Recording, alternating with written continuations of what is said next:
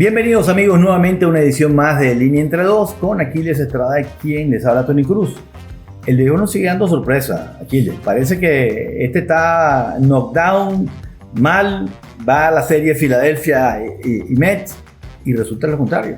Bueno, lo que pudo haber sido una sentencia de esa serie, y honestamente, o sea, si ven las emisiones anteriores se van a dar cuenta que yo dije, para mí, por como venían jugando los Phillies y eso como estaban jugando los Mets, esa era la sentencia, como para ponerle ya la lápida a esa serie. Resulta que no, resulta que, bueno, el buen momento que vive el equipo de los Mets ante los Phillies en su casa, que viene de 2024 para acá, les da esa barrida que los pone, bueno, los había puesto a 4 juegos, Tony Cruz, pero ayer cosas pasaron. Y cosas pasaron a través de Kyle Schwarber, que es la gran noticia de hoy, martes 29 de agosto de 2025. Qué clase de explosión ofensiva, todo lo que no pudieron hacer el fin de semana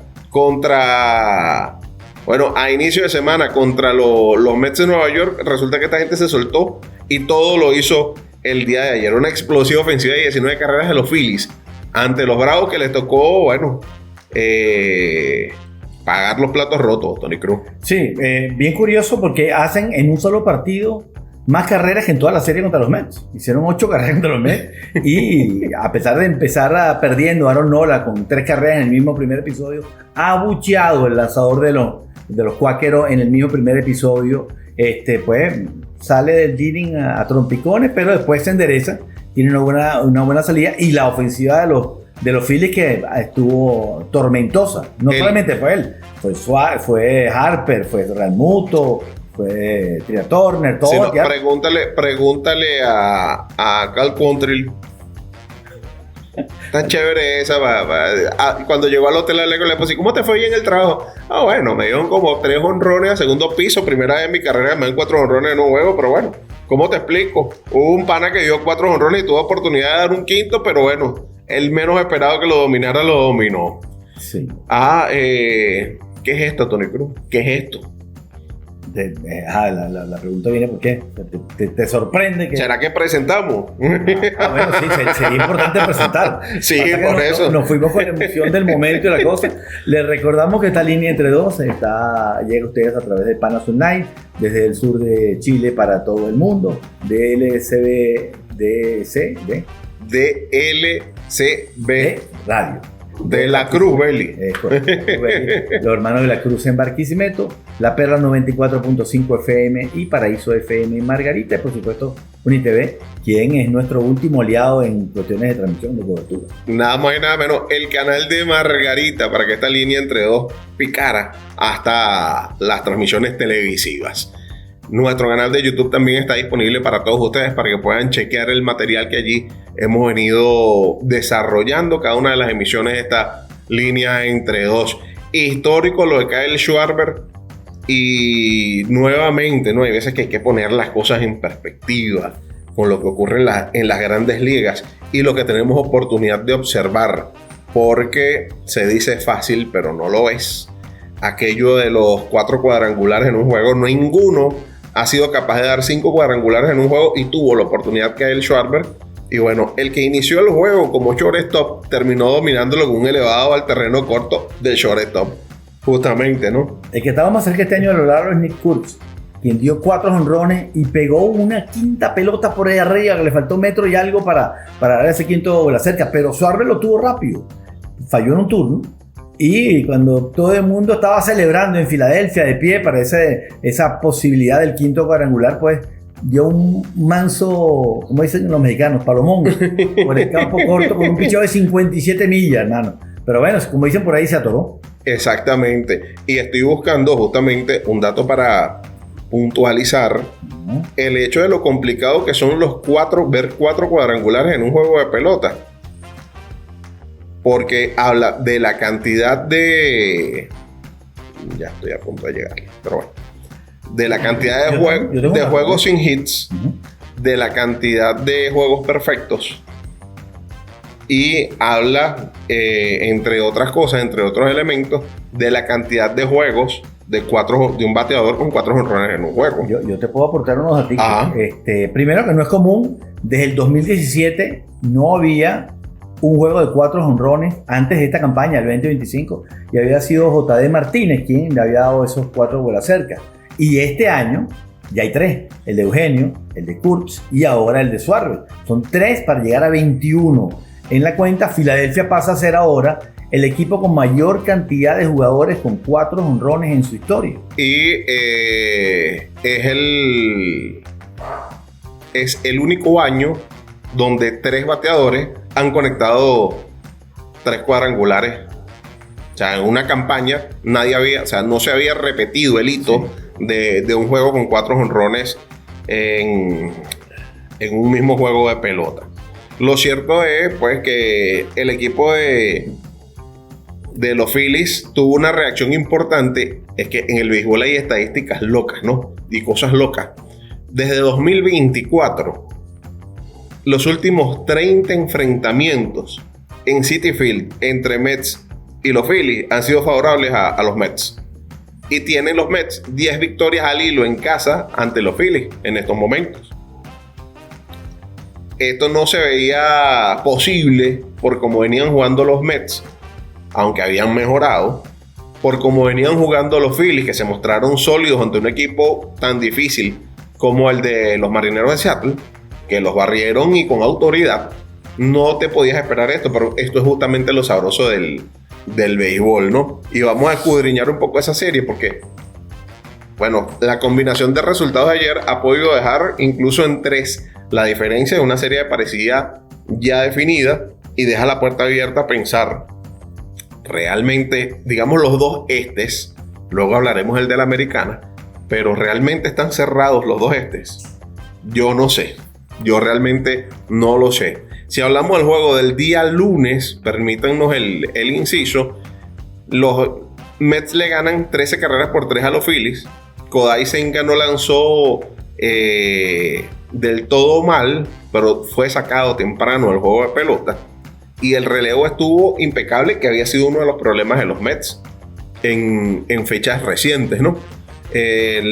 Luis Torrens, el venezolano, que le va a tocar hacer una suplencia un poquito más larga a Francisco Álvarez porque le dieron en la rehabilitación en ligas menores un bolazo y tiene una microfractura que le va a llevar unos 4 o 5 días más sin poder tener actividad.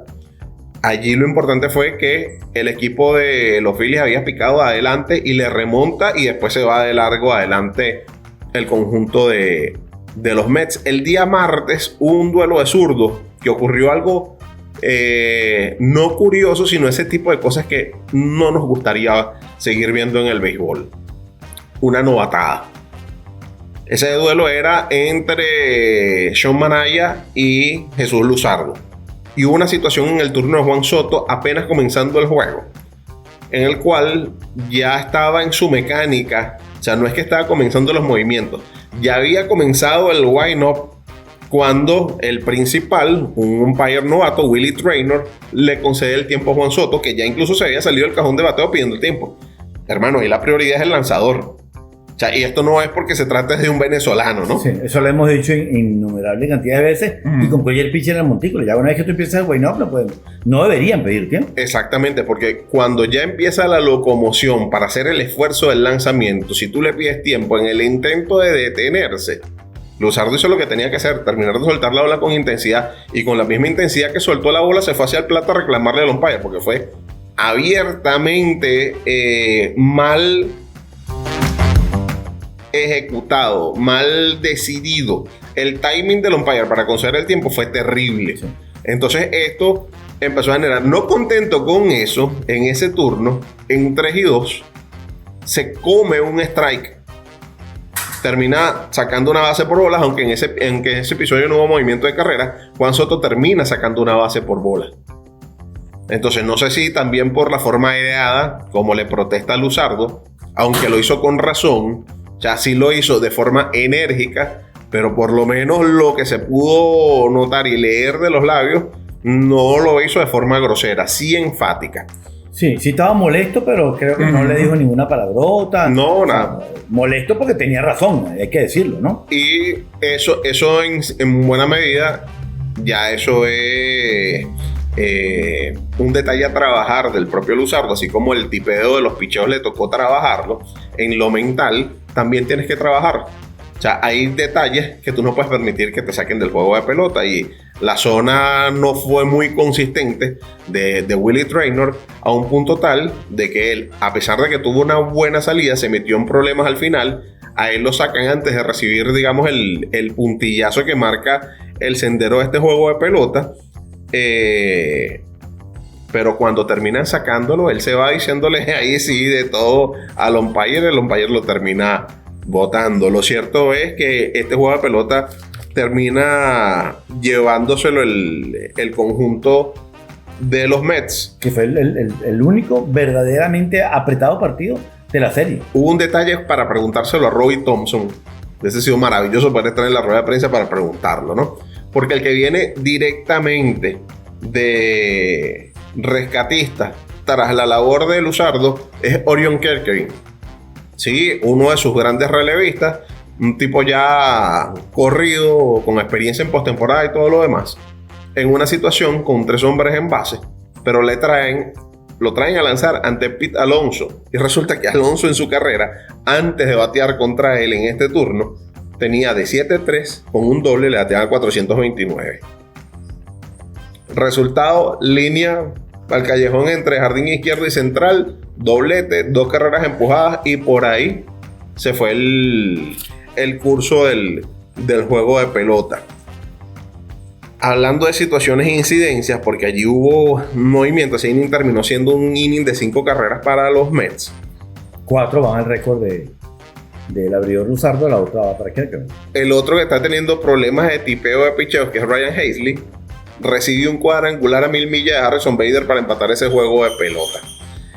Después empieza otra vez el asunto del ataque de la gente de los Phillies, y en el 8º inning debe tomar la decisión Carlos Mendoza de traer con un out en el 8º de una vez a Edwin Díaz para buscar un rescate de 5 outs, que no es común verlo. O sea, ya en cierta forma estamos viendo una pelota distinta, una pelota que se parece más a la de octubre, ¿no?, que a la pelota que vemos en mayo. Y ante esa situación, tenía hombre en primera, le roba a primera, logra el primer ponche, ponchando a Brandon Marsh, le roba la tercera base antes de Trey Turner. O sea, imagínense ustedes que cualquier batazo por ahí medio complicado con la velocidad de Turner te podía significar la carrera de la diferencia, y termina llevándoselo por el ponche Edwin Díaz. Con el juego empatado, Robbie Thompson hace exactamente lo mismo y trae su cerrador. Evidentemente, siendo visita, tú no vas a... O sea, es una situación distinta a la de esta gente, pero dices, bueno, yo necesito contener aquí. También, ¿no? Pero no con el mismo resultado. Exactamente, con el juego empatado, siendo visitante, pero tú dices, bueno, yo no quiero concederle diferencia, y sabemos que ese cuerpo de relevo de los Phillies tampoco es muy profundo. Y bueno, resulta y acontece que en esa situación se mete en problemas Joan Durán, y le abren el episodio con un hit al centro de Starling Marte, después un hit al left field de Pete Alonso, le deja caer una bala fría por el jardín izquierdo Jeff McNeil, muy cerquita de la raya, y llega el turno para Brandon Nimmo, línea por todo el medio del campo, jugando cuadro adentro, no había nada que hacer. Había estado, y lo habíamos comentado días atrás, había estado casi perfecto, rayando a la perfección Durán, hasta que, bueno, por supuesto pasan este tipo de escenarios, lo traen para un juego que está empatado y 5-5, y le dan 4 indiscutibles, sea uno con poca fuerza o no. Lo importante es que le dan 4 y además fue bien dado, fue bien conectado para la victoria de los Metropolitanos y la barrida en la serie, ¿no? Le da un segundo aire a este equipo. Lo curioso del asunto es que ahí el único que no le dio con contundencia fue McNeil, porque tanto Marte como Alonso lo sonaron, ¿no? Pero bueno, todos tienen ese tipo de momentos. Lo que pasa es que con estos fenómenos tú vas a ver eso cada 25 o 30 juegos, ¿no? Eso es lo que marca diferencia entre hombres como Joan Durán y como Jordan Romano, que no termina de encontrarse para estos Phillies, ¿no? Y el miércoles, bueno, hubo una joya de un novato sensación para los Mets. Se recuerdan que hablábamos en cierto momento durante la dura crisis que vivieron los Mets de que podían utilizar recursos de ligas menores. Justamente pronunciamos dos nombres.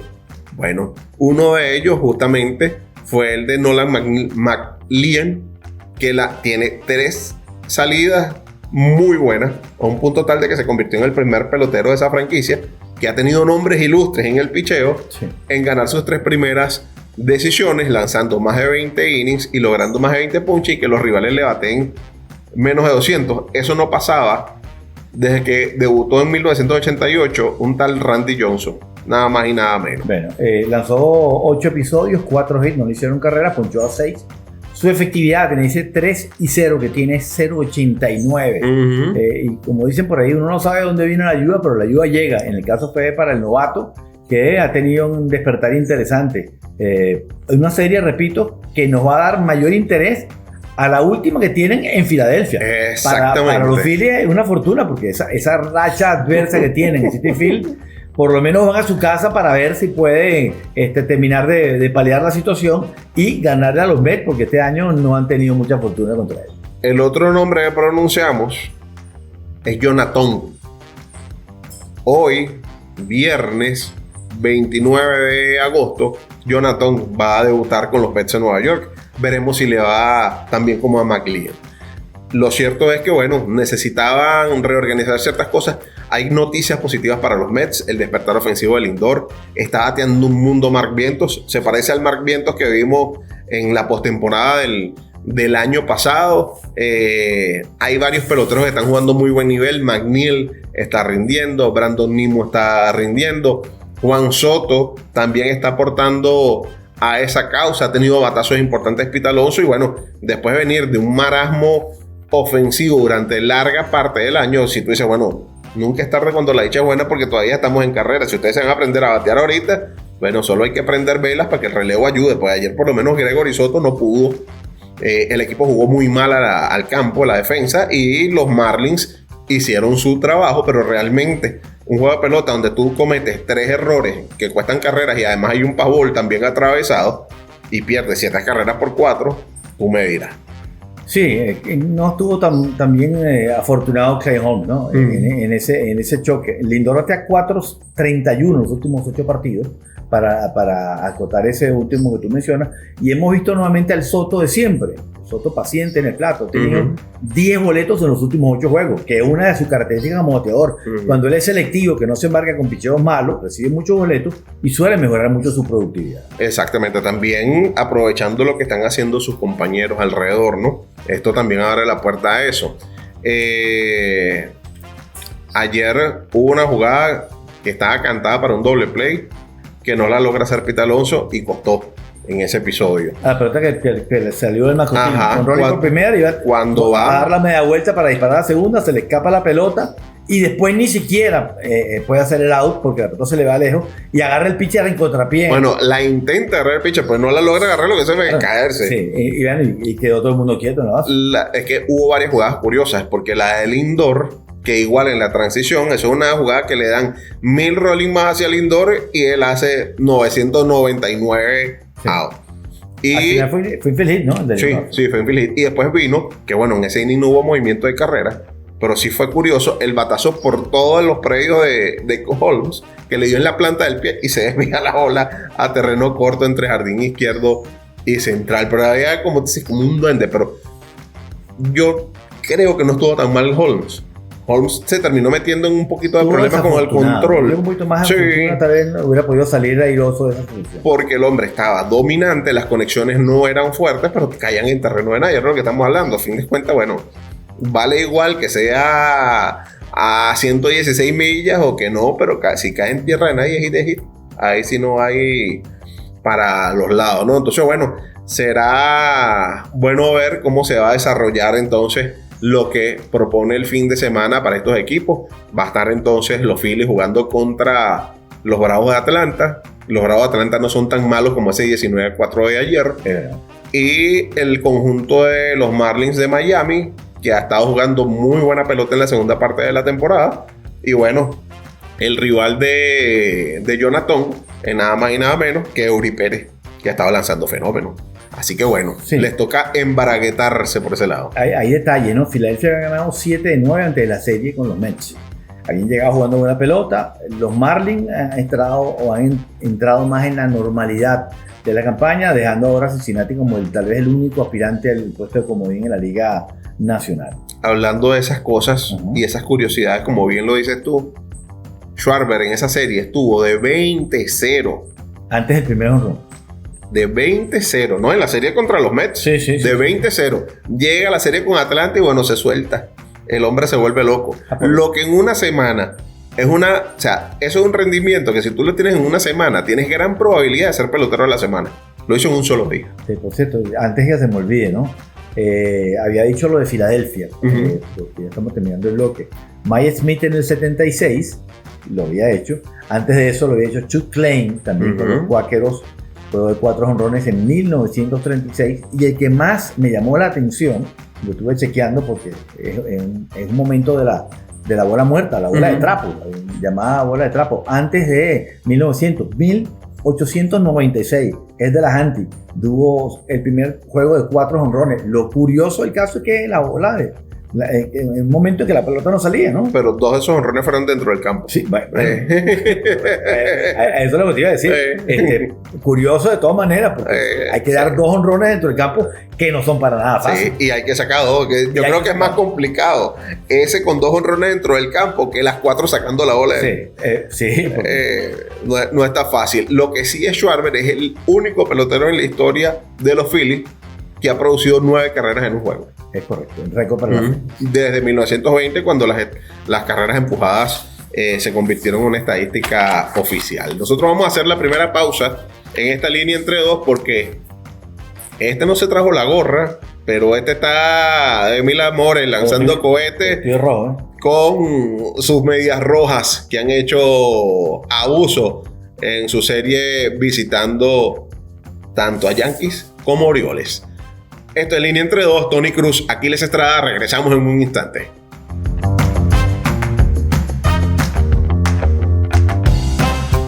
Continuamos con más de esta Línea Entre Dos, Aquiles Estrada, quien habla Tony Cruz. Tú hablabas de la no definición todavía de ciertas divisiones.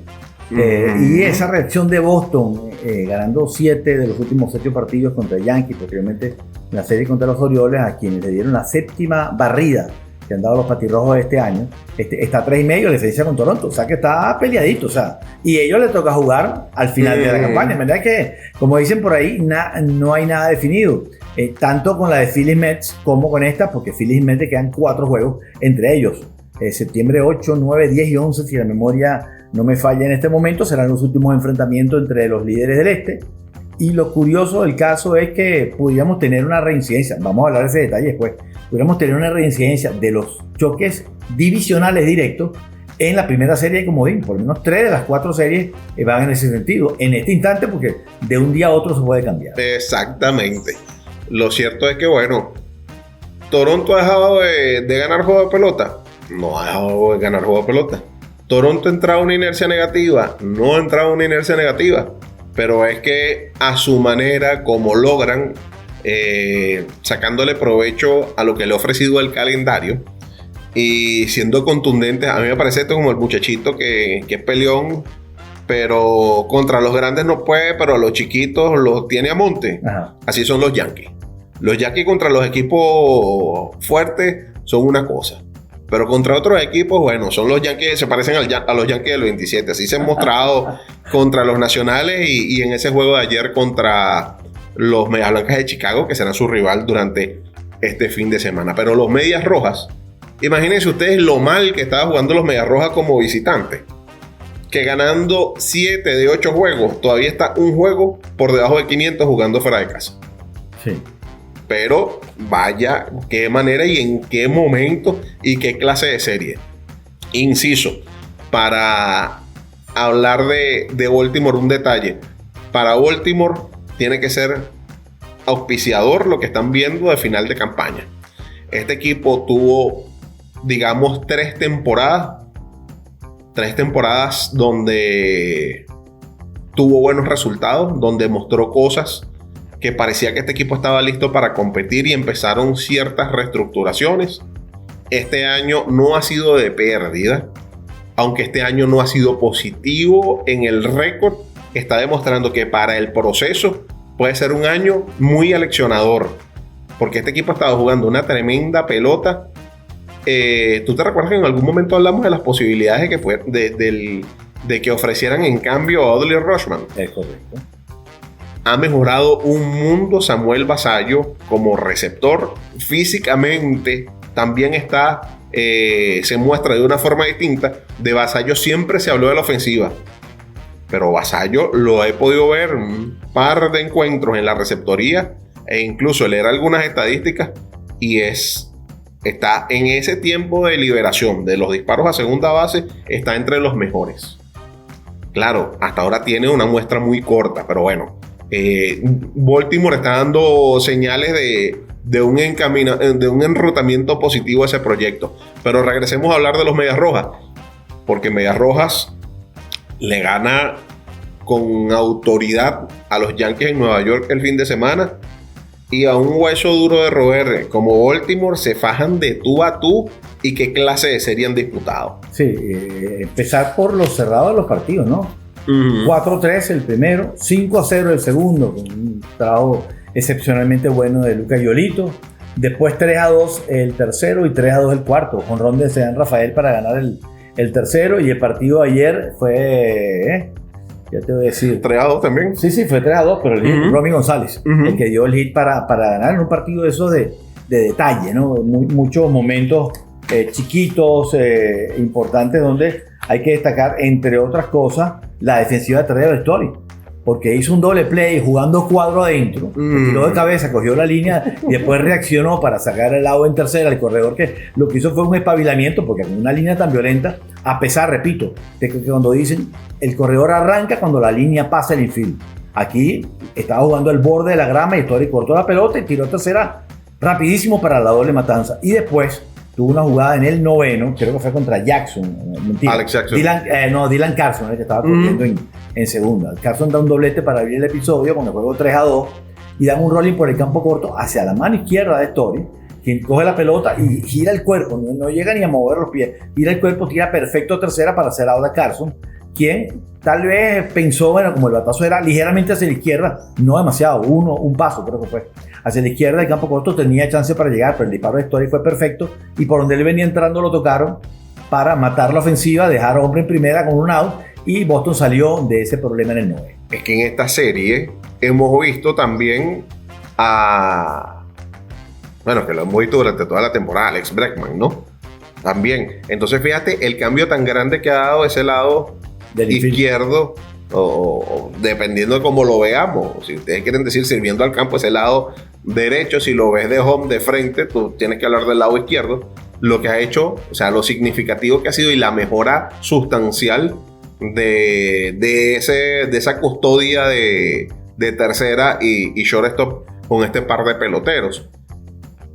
Yo creo que podríamos estirar un poco la situación del buen momento de Boston. Sabemos que es un equipo que puede jugar muy buena defensa.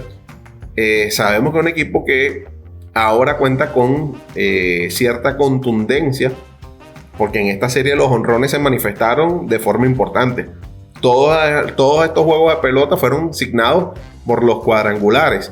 En el primer juego, Roman Anthony saca la bola y sin gente en base a Tomoyuki Sugano. Y después Jarren Duran le da uno con dos compañeros a bordo, y esas fueron las 4 carreras de Boston. El martes fue David Hamilton el que se puso el traje de héroe, doble jonrón, 3 empujadas, Story también con un jonrón. Ahí estuvo el movimiento de las 5 carreras de Boston prácticamente. El miércoles fue Cedán Rafaela quien se puso el traje de héroe con un cuadrangular para voltear la pizarra, pero ya en el primer inning Roman Anthony también había dado un jonrón. De verdad que este chamo, Roman Anthony, qué clase de pelotero, ¿no? Sí, a pesar de que sus primeros juegos no estuvo muy productivo en cuanto a la cerca, pero poco a poco se va normalizando. A mí me extraña mucho que sea él y no Durán el que sea el abridor. Lo digo porque Anthony tiene mucha fuerza, y esa fuerza ha empezado a aparecer. Entonces no sé si de repente eso va a condicionar a Cora para hacer un nuevo movimiento. Yo veo más a Durán como el abridor natural por agresividad y velocidad en las bases. Pero le ha funcionado y es innegable que como está el Inom ahorita le está funcionando y como dicen por ahí, la Inom ganador no se cae. Los dos puestos que van a consumir mayor cantidad de turnos son el primero y el segundo. Probablemente por eso se lo están jugando, darle mayor cantidad de turnos. Estando ahí y con lo que viene a batear detrás de él, en condiciones normales podemos suponer que va a haber muchas rectas, lo cual es algo que le va a sacar provecho. Y bueno, lo que tú dices es lo fundamental. Mientras eso esté funcionando, bueno, si está funcionando, vamos a dejarlo así, ¿no?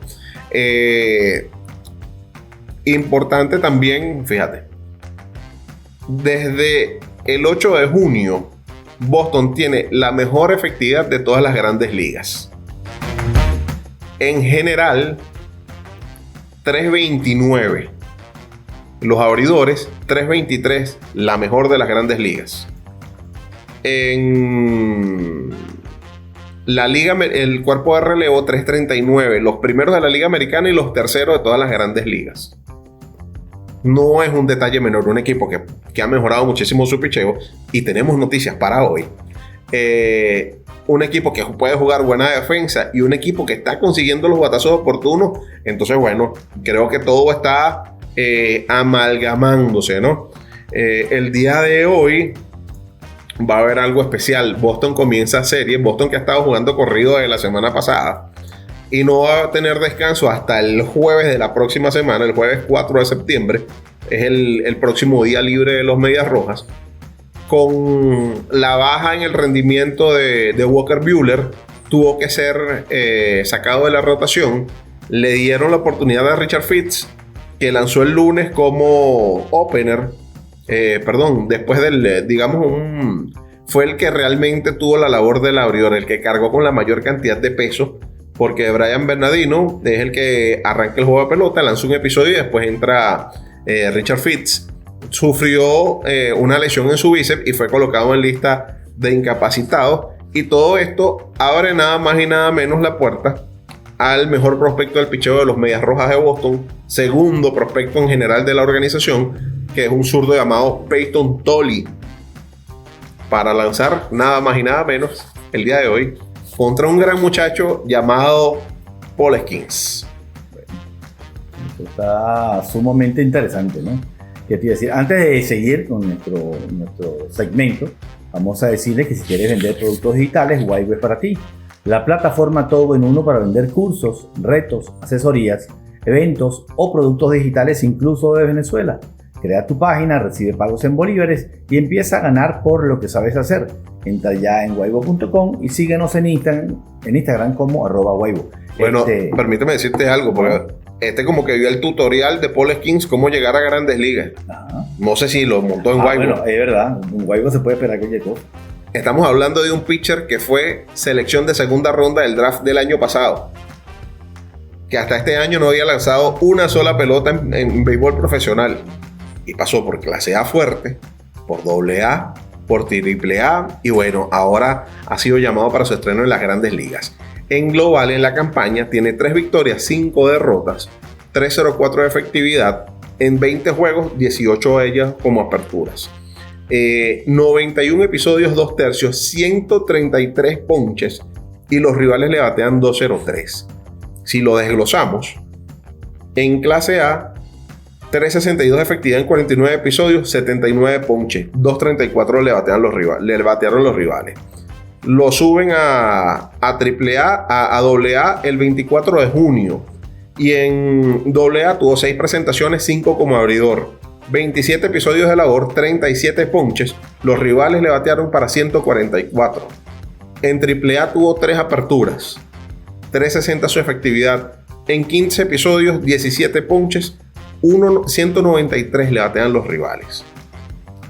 Un zurdo con el que habían ciertas discrepancias entre los scouts, que no veían como un material de abridor, que lo veían como un posible relevista, un zurdo espigado. En físico podemos hablar que es un pelotero bastante parecido a Paul Skeens, porque además jovencito con cara de viejo, que por ahí vi algunos periodistas dominicanos decían, si este es dominicano dicen que tiene 40. Pero bueno, eso pasa. De verdad que tiene cara de pitcher viejo y de pitcher de los 80.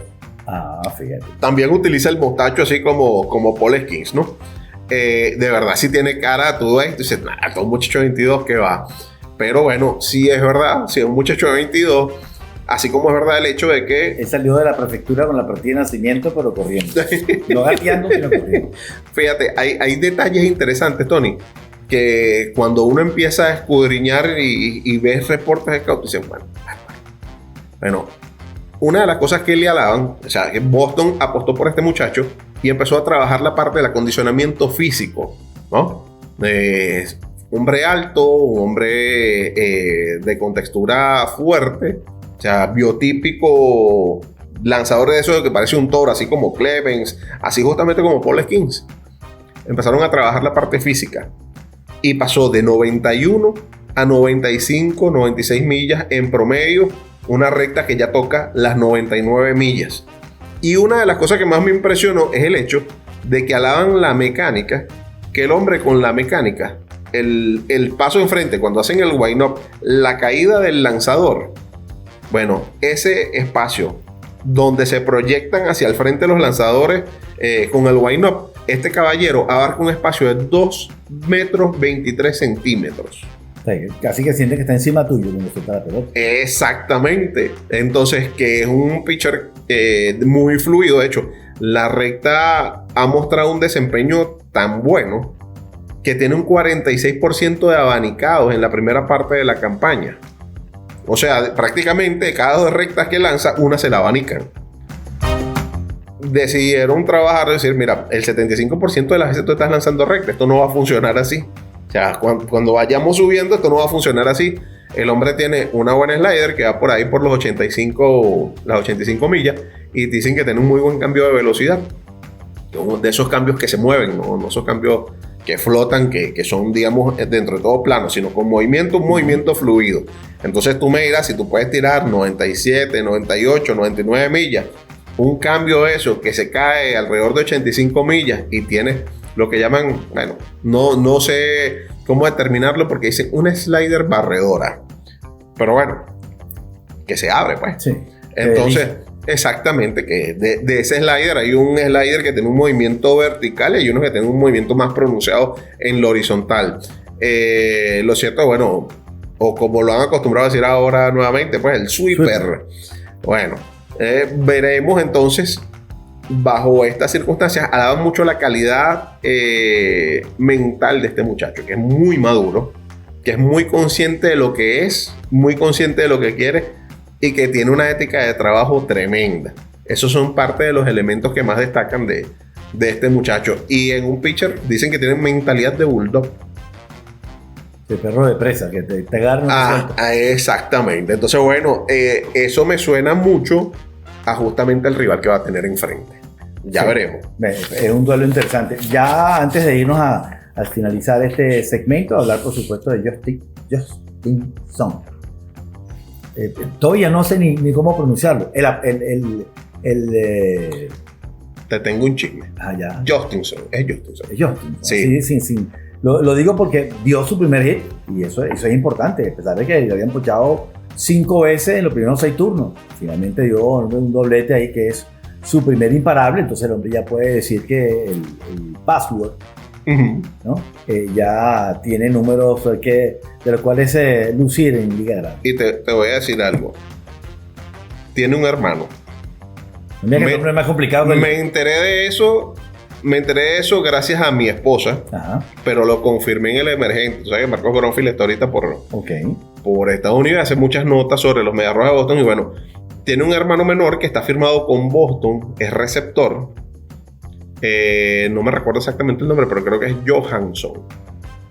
No es tan complicado como el de Justinson, pero sí. Entonces, ¿sabe cómo le dicen al hermano? The username. El usuario. Sí. Claro, si el hermano es el password. Sí. Muy bien. Bueno, en el nombre de Justinson, vamos a deletrárselo, si le parece. JHOSTYNXON. Tiene 2 vocales. Y las 2 vocales son. Para que sepáis. Justinson García. De apure para el mundo, entonces. El hombre, pero lo cierto, bueno, sí, se bajó con su primer imparable. yo creo que queda mucha tela por cortar todavía en este de la Liga Americana. Afortunadamente no es porque Toronto haya bajado su capacidad de ganar juegos de pelota, pero es que Boston se ha metido un rush. Los Yankees rápidamente se sacudieron esa barrida y lograron 4 victorias al hilo. Ya veremos cómo salen parados este fin de semana, ¿no? Pero bueno, lo cierto es que a Boston le toca un Pittsburgh donde va a haber en el primer juego a Paul Skeens, Johan Oviedo va a lanzar el segundo y Mitch Keller va a lanzar el día domingo. Hablando de prospectazos, la semana pasada Pittsburgh se vio en la necesidad, muy a regañadientes, de subir a Boba Chandler, porque Chandler estaba atravesando una crisis en las menores, había tenido muy buenos números, no lo habían subido y el hombre, como en frustración, los números se fueron al demonio. Exactamente. Entonces conversaron con él y el hombre lo que expresó fue la frustración. Dice, bueno, es que ya yo no tengo lo que en algún momento hablamos de Kings. Sí. Ya yo no tengo nada que demostrar en ligas menores. Entonces, ¿qué pasa? ¿Por qué no me suben? Entonces, bueno, ya veremos cómo todos estos jóvenes talentos, seguramente llegó lo de Chandler, porque Chandler está lanzando como relevista. Probablemente a 3 de los que puedan ser en el futuro unos grandes talentos que están proyectados a ser haces de rotación, los vamos a ver este fin de semana enfrentándose en esta serie entre Medias Rojas y Piratas. Nosotros vamos a ir a nuestro toque de control. Todavía hay que hablar de Houston y Seattle, de otros escenarios, y lo que me llamó más a mí la atención es los posibles enfrentamientos, que lo vamos a ir gozando, porque repetimos, esas situaciones de hoy para mañana puede cambiar, porque hay situaciones en las posiciones de las grandes ligas que pueden cambiar con un solo juego. Nos referimos, por ejemplo, con el caso de los Dodgers, que están ahí los padres. Eso puede alterar muchas cosas, al igual que, por supuesto, esta serie que todavía están vivas, Toronto, Boston y Mets y Cuáqueros de Filadelfia, quienes también están ahí. No vayan a creer que Houston y Seattle está todavía muy, muy definido. Mira que prácticamente todo puede cambiar. Los centros, por decirlo de alguna manera, de la Nacional y la Americana son lo más estables, pero eso lo vamos a conversar una vuelta rapidita ahí cuando regresemos a más de esta línea entre. Bueno.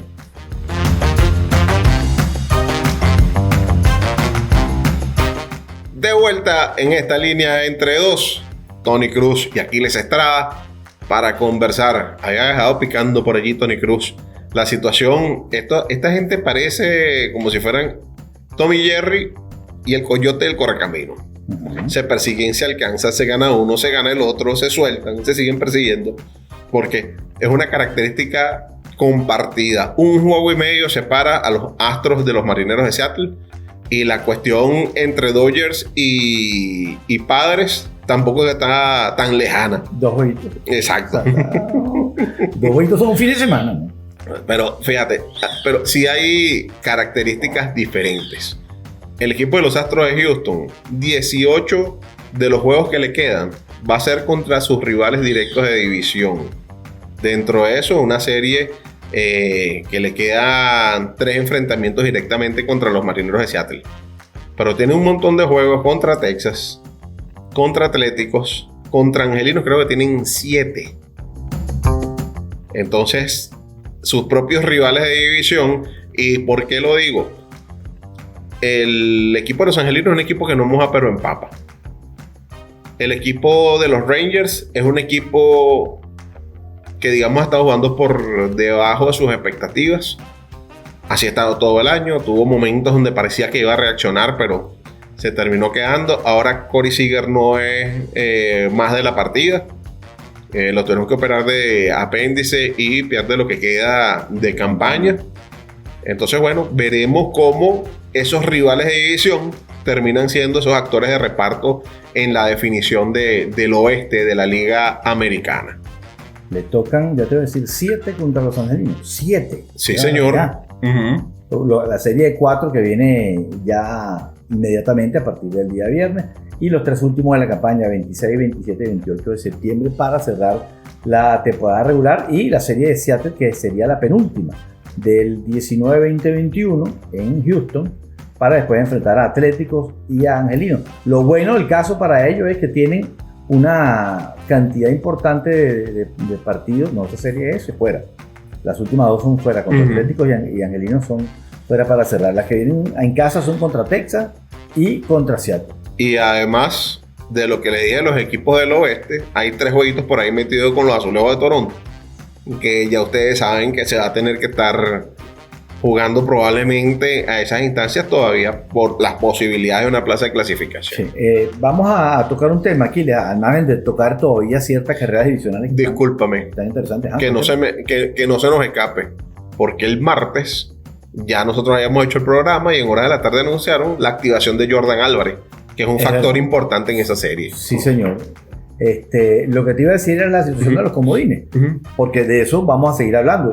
Tiene que ver, tiene que ver congruentemente con la situación de varias series divisionales. En este momento, día de hoy, a esta hora de la mañana 11:22, las series de comodín, recordemos que hay equipos que pasan sin jugar, pero las series de comodín serían Phillies y Mets, Cachorros y Padres de San Diego. Los Cachorros están a 2 jueguitos, se puede repetir.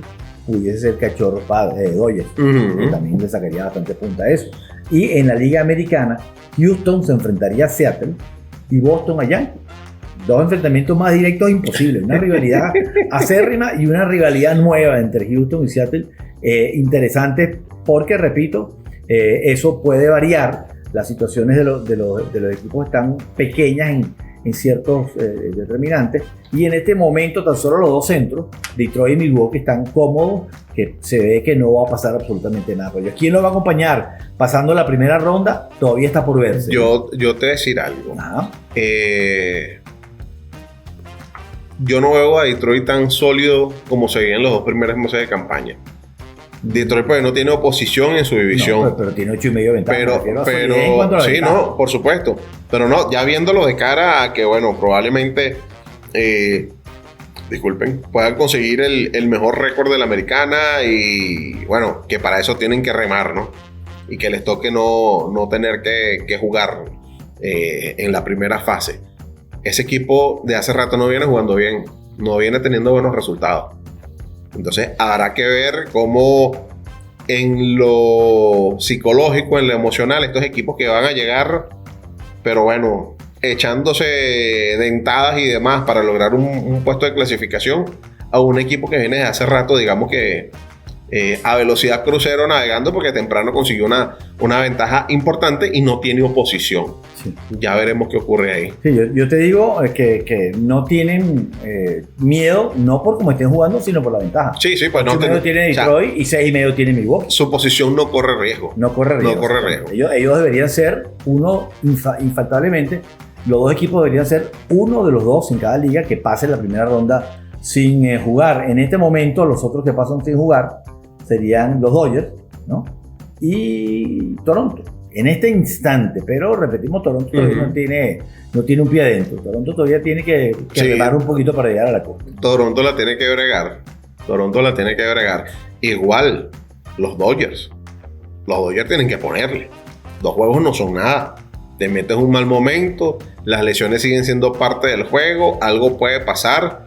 Y mira, hay papá, porque esos Padres de San Diego no han bajado los brazos. Si los Cachorros de Chicago logran tener algo de viento a favor, se despierta y Kyle Tucker se recuerda, consigue su momento en el home como a comienzo de campaña, pero es que se ha caído Tucker, se ha caído Pete Crown Armstrong, se ha caído Seiya Suzuki, así es bastante complicado, ¿no? Aún así se mantienen en plaza de postemporada. Ahora yo te voy a hacer una pregunta y discúlpame que me salga del foco de la situación en estos momentos, ¿no? Porque vi una cuestión de una encuesta y me llamó la atención y dije,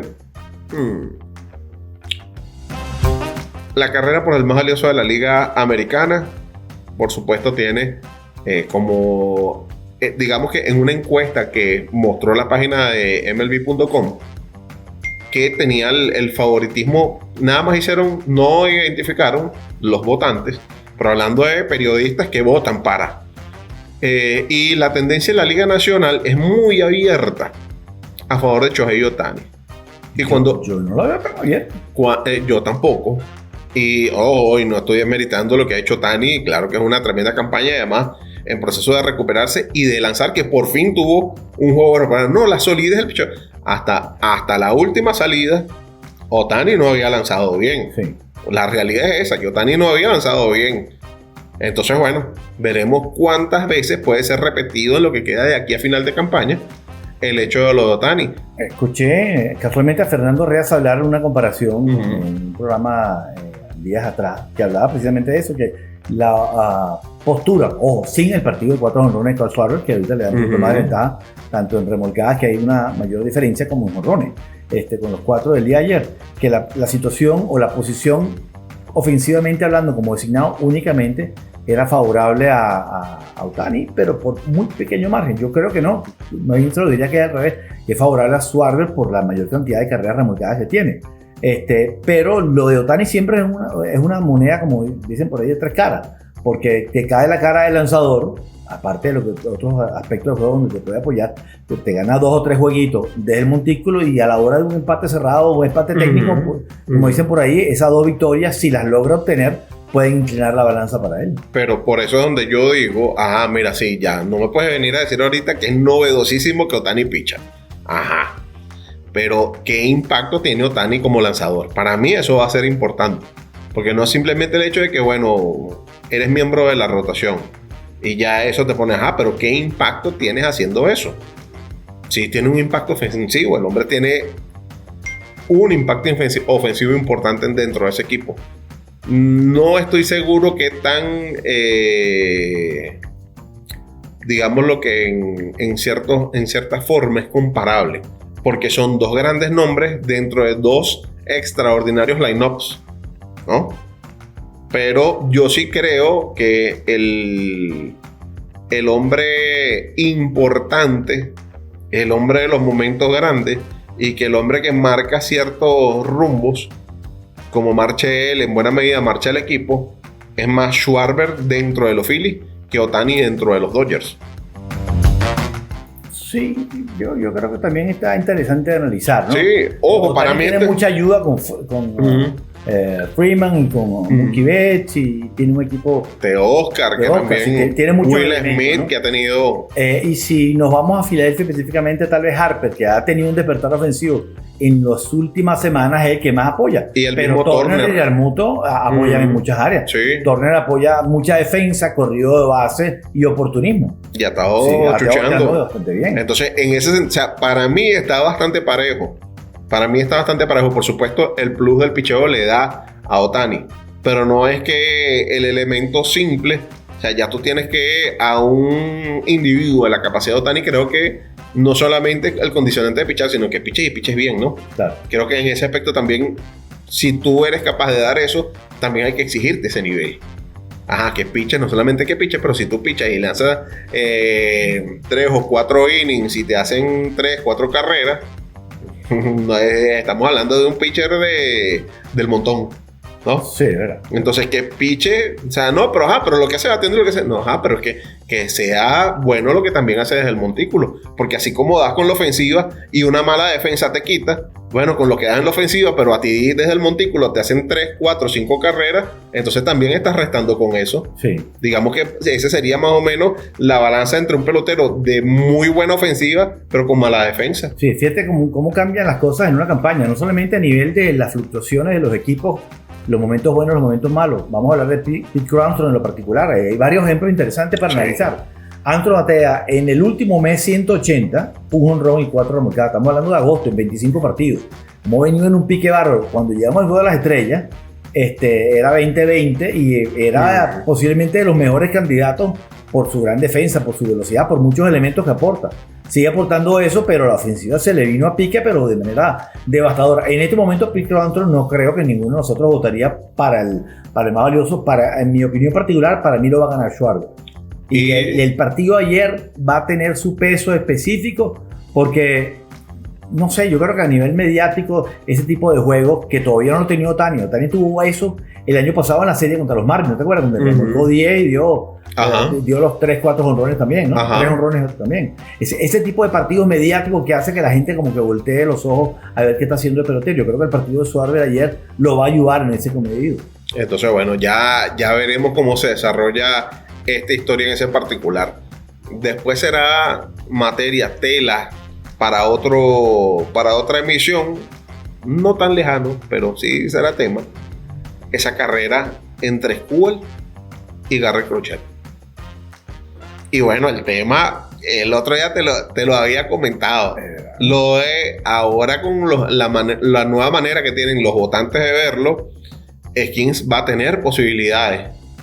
Y bueno, por lo menos se ayudó en estos días que logró ganar un jueguito. No está tan desfavorecido el registro, pero es que agarra ese muchacho como ha lanzado y ponlo en un equipo competitivo y probablemente podríamos estar hablando que si no tuviera de los 20, estuviese cerca de los 20. Pero bueno, ya eso no es algo que maneje Paul Skeens, pues. Pero es materia de debate. Ya tiene 8 y 9, ya está haciendo algo para su causa. Si puede ganar 3 o 4 más, ya vamos a suponer que tenga 12 y 9. Con esa efectividad y esos números, tú de repente dices, bueno, pero no ganó mucho, pero está en pívot. Y ahí sí podríamos decirlo. Pero mientras esté negativo, yo todavía tengo mi... veremos Sí, pero es que estamos viendo nada más un solo aspecto de todo un global, ¿no? Y que es algo que realmente no termina de depender, porque hay que buscar cuántos juegos él dejó con ventaja favorable. Primero, que costaba una lágrima para que le hicieran carrera cuando él lanzaba. Porque evidentemente tú eres el número 1 de tu equipo y vas contra los números 1 de los otros equipos. Y tu equipo es un equipo mediocre para producir carreras. Y después la cantidad de juegos que sí lograba dar con ventaja y que el relevo no se lo sostenía. Entonces, bueno, hay tela que cortar en ese sentido, hermano querido. No sé si quieres que vayamos al toque de control. Por favor. ¿Parece bien? Para regresar para la parte final, hay unos movimientos de nuestra pelota invernal, vamos a hablar un poquito de ello, ¿vale? El martes hablamos un toquecito, pero era un contexto distinto porque se ha producido cambio en nuestra pelota y que siempre, por supuesto, va a condicionar la actuación de algunos peloteros. Venimos en breve con mucho más de esta línea entre dos.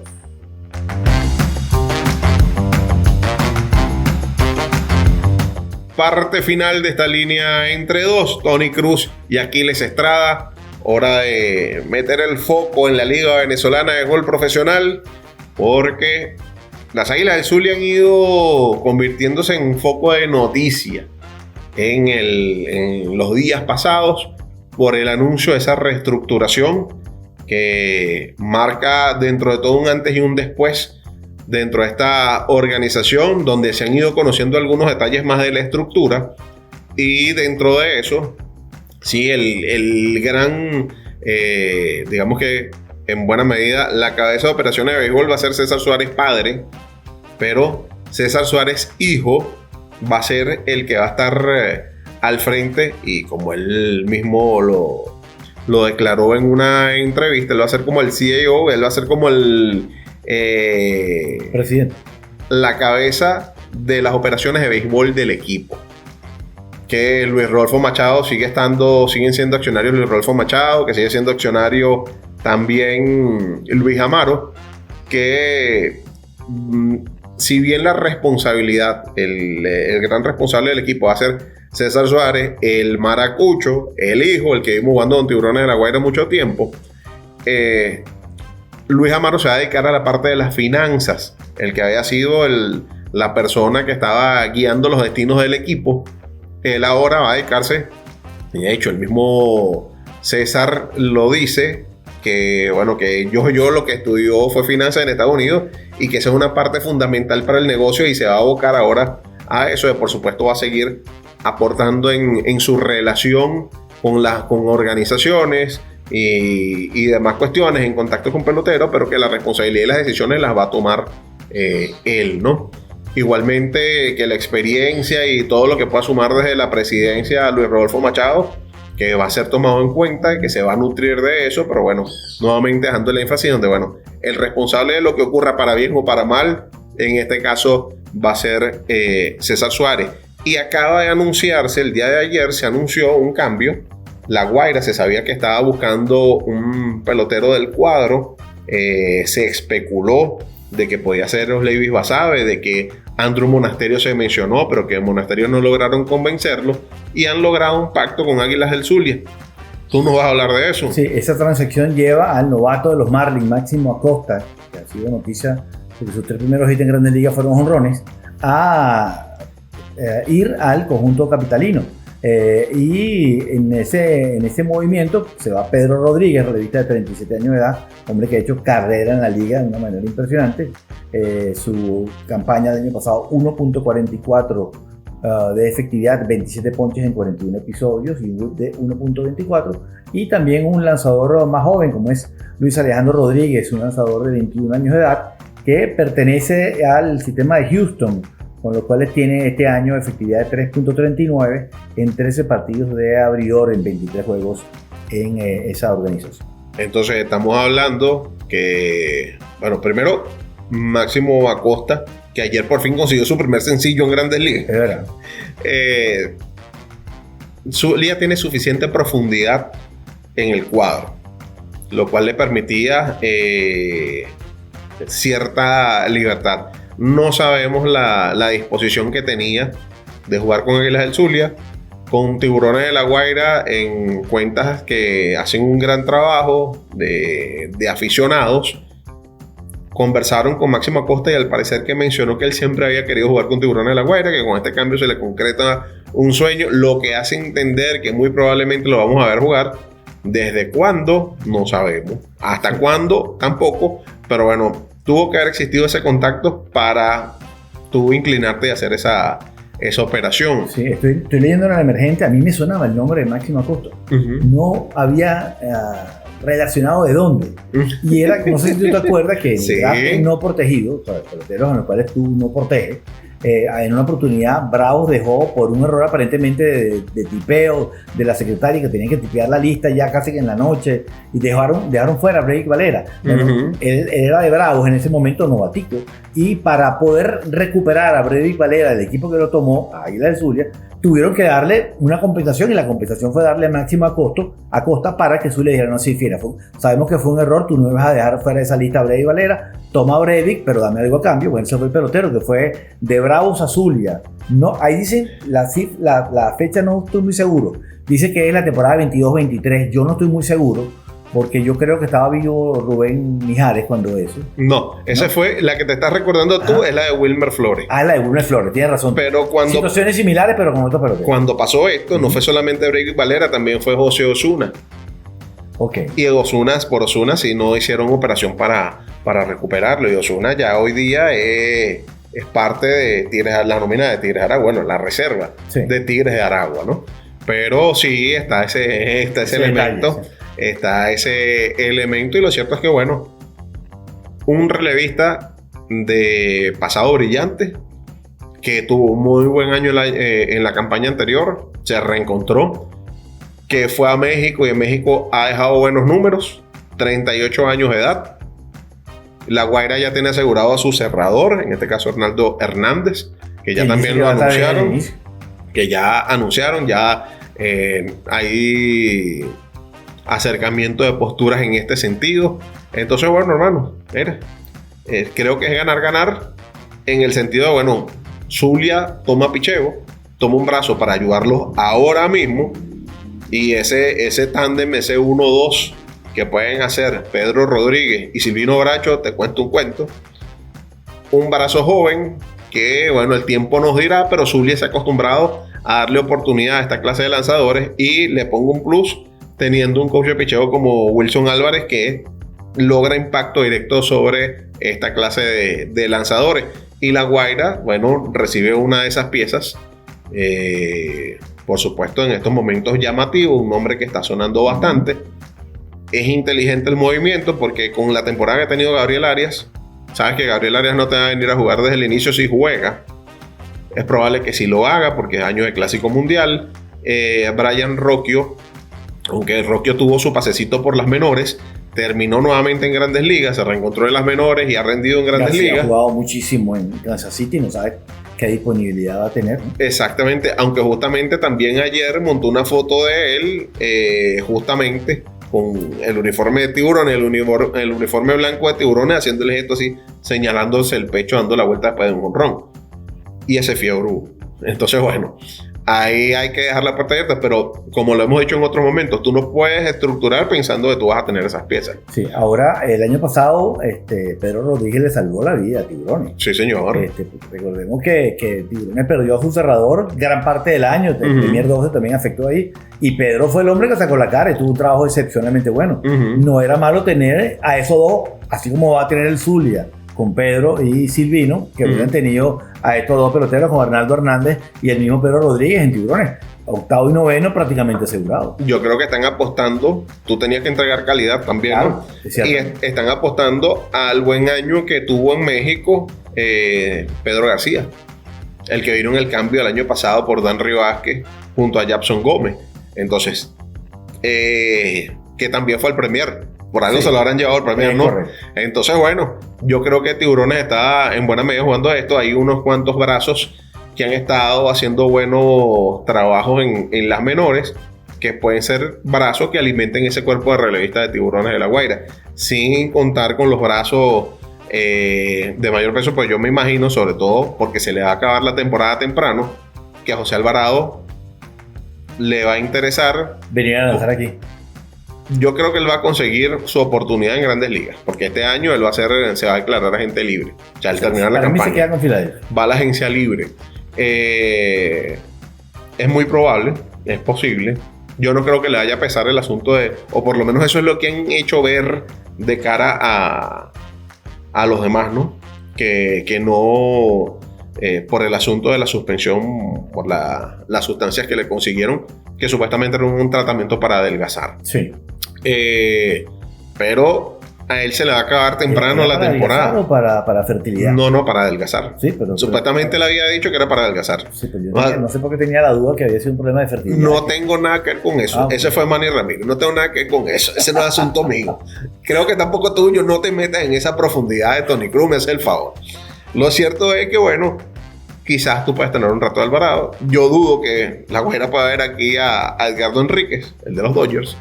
Pero no sabes si Ángel Serpa lo puedes ver, al de Kansas City. Ya con esos nombres tú no tienes que contar. Es más factible que tú puedas contar. Es más, Brackley Rodríguez, no sabemos si lo llegamos a ver con Tiburones de La Guaira, que recién estrenado Grandes Ligas este año. Sí. Capaz sí. Uno de los 16, ¿no? O sea, esa cuenta también crece día a día, ¿no? Sí, eso ya. O sea, cuando yo estaba muchacho eran 8 o 9 los que jugaban en un año. Ahorita en este año debutaron 16 nada más. Bueno, vamos a hablar algo de cuando yo era muchacho. Ajá, caramba. Seguimos hablando de béisbol profesional de Venezuela, pero vamos a llevarlo también un poco a las Grandes Ligas. Cuando yo era muchacho, el nombre grande del jonrón en Venezuela era Antonio Armas. Antonio Armas, un 29 de agosto en 1988, conectó su cuadrangular 250 en las Grandes Ligas. Y en ese momento era el venezolano con más jonrones. Armas llegó a dar un jonrón más. Sí. Terminó con 251 jonrones. Y ayer hubo historia entre venezolanos con cuadrangulares. El extra base 735 y el jonrón 252. Para José Altuve, el número 23 de la campaña, que lo pasa. Y es importante esa meseta, ¿no? Porque ¿cuánto ha cambiado el béisbol? Me refiero a que en ese momento no veía los 251 jonrones de Armas, que creo que se retiró con 97 aquí, no recuerdo. 97. Sí. O sea, lo veía como, bueno, una meseta, pero altísima. Y resulta que un pelotero que no es considerado un jonronero nato, como Altuve, ya tiene más jonrones que él, y Altuve posiblemente vaya a jugar 3 o 4 años más probablemente, de manera que tendrá cifras interesantes porque ha venido promediando cerca de 20 y tantos jonrones por año. El año pasado creo que fueron 28, pero ya la proyección de este año a 29 juegos del final de la temporada pudiese estar más o menos por una cifra similar. Fíjate tú, para los que sean muy jóvenes y no hayan visto jugar en Grandes Ligas, Antonio Armas llegó a ser líder en jonrones en una campaña de la Liga Americana con los Medias Rojas de Boston. Y Altuve no lo teníamos, pero ni siquiera en el mapa al inicio de su carrera. ¿Cómo nos podíamos imaginar que Altuve iba a dar tantos jonrones a nivel de Grandes Ligas, ¿no? Pero lo cierto es que sí, pasó con ese jonrón la meta alcanzada, o sea, la cantidad alcanzada por Antonio Armas. Salvador Pérez también está metido en el movimiento de los cuadrangulares porque está a 4 de los 300. Meseta que ya alcanzó Eugenio Suárez. que sigue dando palo. Ese se prendió también a batear. Así que bueno, imagínate tú. Exactamente, en el 84, 43 honrones, 123 remolcadas para Armas. Se ponchó 156 veces para terminar de darle los datos exactos, tanto de lo bueno como de lo malo. Pero los honroneros muchas veces son también de esa naturaleza. Y ayer me estaba dando casualmente, digamos, un golpe de realidad cuando veo al hijo de Carlos.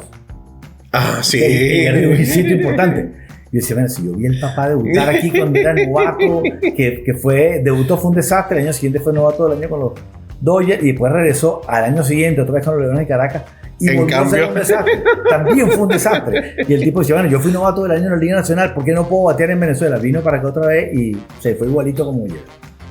Le diría el gordito Traxler, muchacho. Brian Traxler. Sí, señor. Bueno, primera base no, el Caracas ese sí dio bastante batazo. Pero bueno,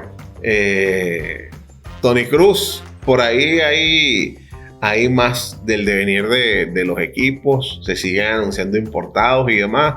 Pero bueno, nosotros vamos a ir cerrando esta línea entre dos, esta emisión de hoy, 29 de agosto. Ya en septiembre será menester ir entrando a lo que es la configuración de cada uno de los equipos, cómo se plantea. Entonces, bueno.